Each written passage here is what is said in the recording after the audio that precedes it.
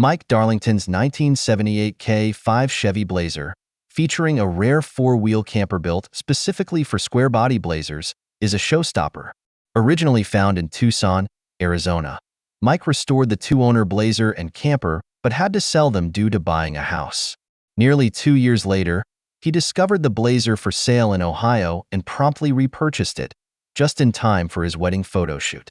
At the 2024 Overland Expo West in Flagstaff, Arizona, Mike showcased his restored Blazer, which now boasts a 5.3-liter LM7 V-8 engine, an V4500 5-speed gearbox, and NP241C transfer case. Upgrades include new leaf springs, Bilstein shocks, off-road designs, crossover steering, shackles, and anti-sway bar. The Blazer also sports 35x 12.50 R15 LT BFGoodrich T / a KO2 tires and new old Steelies, with fender adjustments for fit.